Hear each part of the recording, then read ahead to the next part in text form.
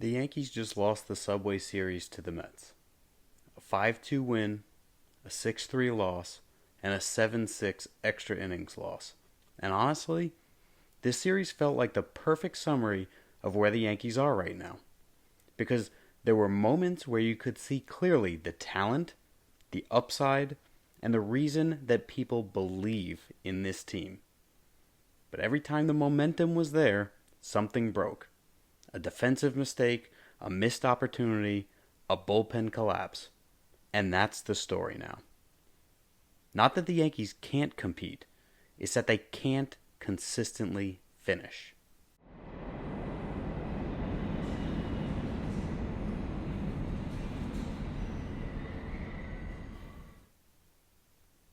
If we look at these games one at a time, in Game 1, we win 5-2.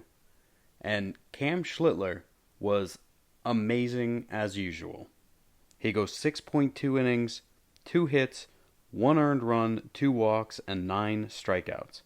The only run he gave up was the solo home run to Juan Soto. Offensively, Rice went 3 for 5 with a home run, an RBI, and 2 runs scored. Jazz went 3 for 4 with 2 RBIs and a run scored. And Spencer Jones went 2 for 4 with an RBI. Bednar came in the ninth, 1 inning, 2 hits, an earned run, and a walk. So we win that game. And then comes Game 2. And in Game 2, Rodón started for us. He goes 3.2 innings, 3 hits, 2 earned runs, 3 walks, and 6 strikeouts. And he had that one play where he had the wild pitch and a throwing error on the same play to allow 2 runs to score for the Mets. Unbelievable. The Yankees then have the bases loaded with no outs in the 7th inning, down by 2, and don't score a run. Luke Weaver comes in, shuts them down, pitches the 7th and the 8th inning. Devin Williams comes in, shuts the door in the 9th inning, and the Mets win 6-3.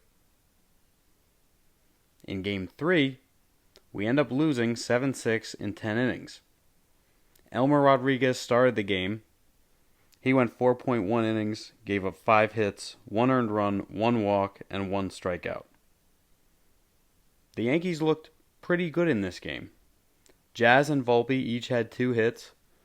Volpe gets the 2 hits, has 3 RBIs, and looks like this might have been a breakout game for him. He looked really good in those at-bats. And those were hard-hit line drives. And then comes the 9th inning. A 6-3 lead for the Yankees. Bednar comes in. He pitches the 1 inning, gives up 3 hits, a walk, 3 earned runs, and a strikeout, giving up the game-tying home run to Taylor in the 9th inning. The Mets go on to score a run in the 10th and win the game 7-6. So look at that pattern again. We had the strong starting pitching, we had some competitive offense, and we had late-game failure points. And that's becoming identity-defining for this team. So what held in this series? Well, Cam Schlittler, it feels like I say this every week, continues to look like the real deal. Another huge outing. 6.2 innings, 1 earned run. At this point, it's not just encouraging to see, he is becoming a foundational piece of this team. And honestly, I don't know where the Yankees would be, record-wise, without all of his dominant performances. So Cam Schlittler held again in this series. Also, the offense competed. Especially in Game 3, they scored enough to win. They scored 6 runs. And that matters because we've been having this offensive inconsistency. They've had these issues where they can't score more than 3 runs consistently. In this series, they scored more than 3 runs in 2 out of the 3 games and should have won them both. The third thing that held, Volpe. He actually showed signs of life. I mean, he's been getting on base with walks, but actually looking good in those at-bats and getting those 2 hits, those 3 RBIs, that could matter a lot going forward because the Yankees desperately need internal growth right now, especially at the bottom of that lineup where that has been the majority of the offensive inconsistencies throughout this season is the lack of hitting at the bottom of that lineup. So, Anthony Volpe hitting in that last game was very encouraging. What did not hold in this series? Well, execution under pressure. In Game 2, that Rodón wild pitch and throwing error on the same play, allowing 2 runs to score, that can't happen. Especially in big games. And yeah, this might not be a big game, it's just a regular season game. But it is against the Mets. It means something, especially to the fans of New York. And to have a bonehead play like that allows 2 runs to score, it's not acceptable. It's not what you see from a serious, competitive ball club. Second thing that didn't hold was opportunity conversion. Same game. Bases loaded. No outs. 7th inning. And no runs scored. That is the series right there. And the third thing that didn't hold is, we've said it before, we'll say it again, the bullpen stability. In Game 3, David Bednar gives up the game-tying 3-run homer in the 9th. Another lead gone, another late-game collapse. So, did the Yankees respond? Competitively? Yes. This wasn't a dead team. It wasn't like the series in Milwaukee. It wasn't like the series in Tampa. They fought all series. But structurally, no. They did not respond. Because every issue we've been talking about continued. The bullpen instability, inability to create separation, mistakes under pressure, and failure to finish games. And eventually, those things will keep costing them. If they continue to do these things in the playoffs, it's going to be a very short October. So what was the turning point of this series? For me, it is undoubtedly not scoring in the 7th inning of Game 2 with the bases loaded and no outs. Because that is your chance to swing the series. You take advantage of your opportunity there. A single ties the game. Instead, Luke Weaver escapes, Devin Williams closes it, and the Yankees lose control. That inning changed everything. The Mets had an opportunity in the 9th inning of the 3rd game. They took advantage and won in the 10th. The Yankees had an opportunity in the 7th inning of Game 2. They did not take advantage, and they lose. So if we look at player performances, the positive, undoubtedly, Cam Schlittler is on here. He has been massive for the Yankees. Because while a lot of other areas have felt unstable, whether at different points throughout the season or all at once, he keeps giving them quality innings. Another positive player performance was Jazz Chisholm. He had multiple hits in every single game in this series. And it's about time. So hopefully he will carry this momentum through to the next series. The biggest concern goes without saying, trusting the bullpen.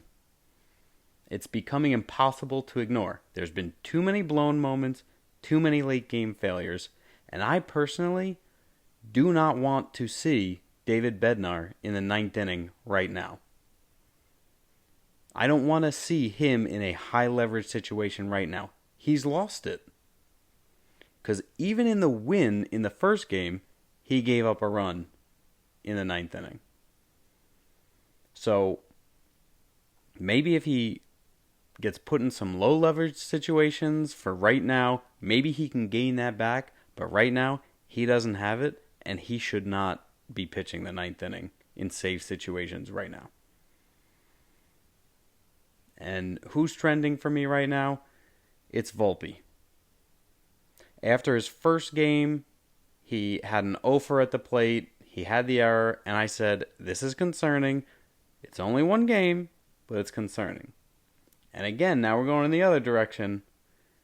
He had a couple of hits, some RBIs. It's only one game, but this is encouraging. And honestly, the Yankees needed that badly, especially out of the bottom of this lineup. So if we do a structural check right now, this series exposed the current reality of the Yankees. What is aligned? Well, the starting pitching development. You look at these pitchers and, Cam Schlittler pitched a gem. Elmer Rodriguez keeps you in the game. He only pitched 4.1 innings, but he only gave up 1 run. That's a game you should win. So, the starting pitching development is aligned. The offensive competitiveness is improving. Being able to score more than 3 runs in 2 out of 3 games is a positive sign. Didn't quite come through in Game 2 when you had a prime opportunity, but 2 out of 3 ain't half bad. And the third thing that's aligned is the younger contributors are beginning to emerge. We had a multi-hit game from Spencer Jones. We had a multi-hit game from Volpe. And those are encouraging signs right now. Hopefully they last. Hopefully they carry over into the series with the Blue Jays, but we shall see. What is not aligned right now is the bullpen reliability, of course. This is now the defining weakness of this team. Pressure execution is not aligned. There have been way too many moments where the games swing on small mistakes, whether it's an error or a missed pitch by a pitcher, not coming through with a clutch hit under pressure. All these little moments in pressure situations towards the end of the game, we're just not good enough right now. We're finding ways to lose rather than finding ways to win. And the third thing is game closure. The Yankees continue putting themselves in position to win and failing to finish. So our biggest takeaway is that the Yankees they're not getting outclassed, they're beating themselves. And honestly, that's a little bit more concerning. Because you have the talent to win, you should be winning. And a lot of these games in the last few series, they should have won. But they're making mistakes, and they're beating themselves. So what we learned from this series against the Mets, number 1, Schlittler is the real deal, and he is a real part of this future. Number 2, Volpe showing signs of life, and that would change the equation. If he can actually contribute consistently, it'll be interesting to see what they do when Caballero is healthy again. And number 3, the bullpen problem is now defining the season. Not just one game here or there, but it is the defining problem of the season. So if we go to our trend line, the starting pitching is trending up. We've had some solid starts, not a lot of earned runs given up. Our young contributors slowly trending up. We're seeing signs of life. Our bullpen trust could not be trending any lower. And our execution is trending down. Because again, we keep beating ourselves. What should we watch for in this next series? Number 1, can they recover emotionally after that brutal finish? This team has taken a lot of hits lately. And it's been a lot of close games that they should have won, and found a way to lose. So, can they recover from this? This is important divisional games right now against the Blue Jays.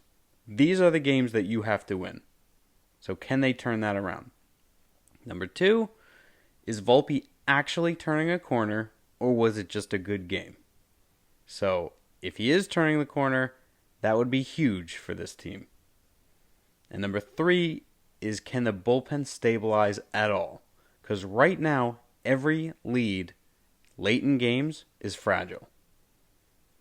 So maybe bringing up Giovanni Cruz will help with the bullpen.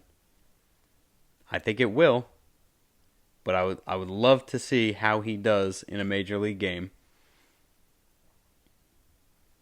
For our final verdict, the Yankees are good enough to compete with almost anyone right now. But they're not stable enough to trust. And that's a big difference. Because good teams don't just create opportunities, they close them. And until the Yankees consistently do that, the same story is going to keep repeating. That's the standard. Not just showing you belong in the game, but proving that you can finish it. This is The Standard with Brian Leavy.